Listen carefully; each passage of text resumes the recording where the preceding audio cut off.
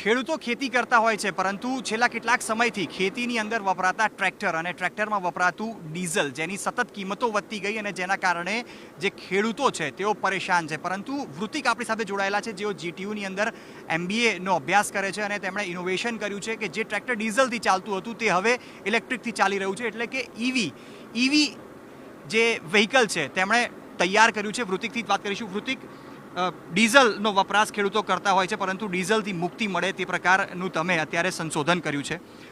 Electric vehicle તમે tractor તૈયાર કર્યું છે.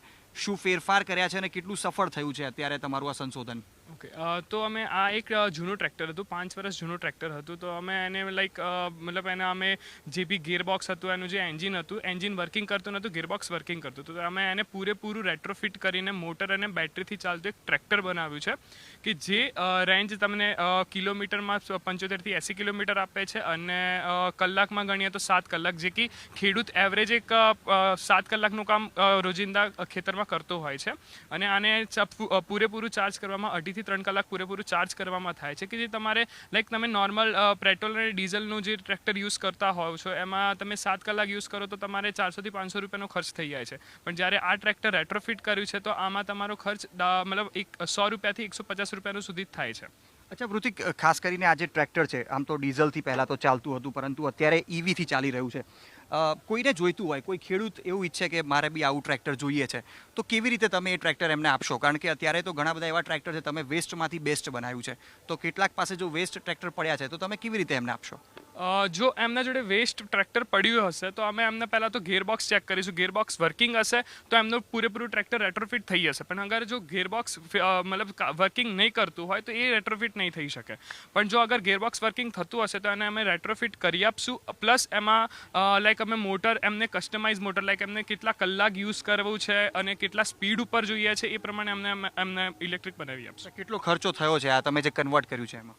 આમાં અમે પૂરેપૂરી મેટલ બોડી રાખી છે, એટલા માટે અમારો 2 થી 2.5 લાખ રૂપિયાનો ખર્ચો થયો છે. પણ હવે અમારો નેક્સ્ટ પ્લાન એ જ છે કે જેટલો કમ ખર્ચો થાય, મતલબ કે મેક્સિમમ 1.7 યા તો 1.5 સુધીમાં પૂરેપૂરું કામ થઈ જાય. વૃતિકના મેન્ટર પણ આપણી સાથે જોડાયેલા છે, તેમનાથી વાત કરીશું. તુષારભાઈ, કયા પ્રકારની મદદ તમે આમને કરી છે અને જીટીયુની પણ વાત કરીએ તો કયા પ્રકારનો સહયોગ વિદ્યાર્થીને મળી રહ્યો છે? જી જરૂર.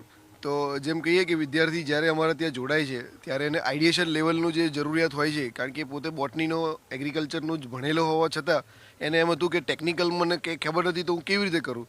તો એ બેઝિક સ્ટાર્ટિંગથી લઈને એનું સેન્સિટાઇઝેશન, કેપેસિટી બિલ્ડિંગ પ્રોગ્રામ જે મેન્ટરિંગ અમે કન્ટિન્યુઅસ આપતા હોય છે કે તમે આસપાસના પ્રોબ્લેમને જુઓ, સમજો અને એ જ સોલ્વ કરવાનો કોશિશ કરો, જેથી કરીને તમે જે એરિયામાં રહો છો એનો એક સરસ મજાનો પ્રોબ્લેમ સોલ્વ થાય અને તરત જ પછી એક સરસ મજાનો આઈડિયા લઈને આવ્યો કે સાહેબ ઇલેક્ટ્રિક બધા કરે છે પણ જૂના વ્હીકલ જે ફેંકી દે છે કે ટ્રેક્ટર પડ્યા સડતા હોય છે તો એનું કંઈક થઈ શકે. તો ચોક્કસપણે એમાં વિચાર થઈ શકે અને એમને પછી સરસ એક આઈડિયા કન્વર્ટ કર્યો અને એમાંથી એક POC જે કહેવાય પ્રૂફ ઓફ કન્સેપ્ટ લઈને આવ્યા અને પછી એક આ પ્રોટોટાઇપ અત્યારે રેડી છે, સક્સેસફુલ, જે હમણાં જ ગઈકાલે આપણા ગવર્નર શ્રી સાહેબ, ઋષિકેશ પટેલ સાહેબ બધાને હાથે આ લોન્ચ થયું.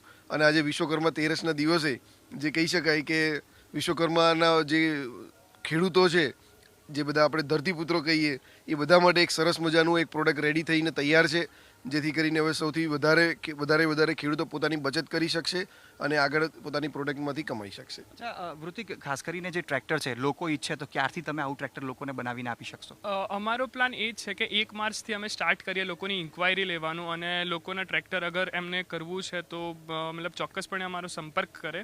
અને આમાં અમારા જોડે મારા ફાધર બી છે, અરુણભાઈ પંચાલ અને લાલજીભાઈ પંચાલ, જેમનો પૂરેપૂરું એક્સપિરિયન્સ આમાં છે. તો એમની હેલ્પથી મેં આ પ્રોડક્ટ તૈયાર કર્યું છે. અને અમારા મેન્ટર તુષાર સર પંચાલ અને શૈલેષભાઈ પંચાલ SD સર, તો એમનો બી પૂરેપૂરો મેન્ટરમાં અમારો હાથ છે. અને જીટીયુ તો એમના તરફથી ખૂબ સપોર્ટ મળ્યો છે. તો વૃતિક, કે જેઓના પરિવારજનો પણ જે ખેતીના સાધનો હોય છે તે બનાવતા રહ્યા છે અને હવે વૃતિક પોતે પણ જે પ્રકારનું તેમણે ઇનોવેશન કર્યું છે અને જીટીયુ તરફથી તેમના મેન્ટર તુષારભાઈનો જે પ્રકારે સહયોગ મળ્યો છે તેના કારણે જે ડીઝલથી જે ટ્રેક્ટર ચાલતું હતું તેની અંદર ઇલેક્ટ્રિસિટીનો ઉપયોગ કર્યો અને ઈવીના માધ્યમથી ટ્રેક્ટર ચાલી શકે તે પ્રકારનું સંશોધન કર્યું છે. લગભગ 7 કલાક સુધી એકવાર ચાર્જ થયા પછી આ ટ્રેક્ટર ચાલે છે. અને ખાસ કરીને જે 7 કલાક સુધી જ્યારે ખેડૂતો ડીઝલથી ટ્રેક્ટર ચલાવતા હોય છે ત્યારે તેનો ખર્ચો 400 થી 500 રૂપિયા જેટલો થતો હોય છે, પરંતુ જો આ ઈવીનો ઉપયોગ કરવામાં આવશે તો 150 રૂપિયાનો માત્ર ખર્ચો થશે. તે પ્રકારની વાત તેમના તરફથી કરાઈ રહી છે. કેમેરામેન અમિત મકવાણા સાથે અતુલ તિવારી, ઝી મીડિયા, અમદાવાદ.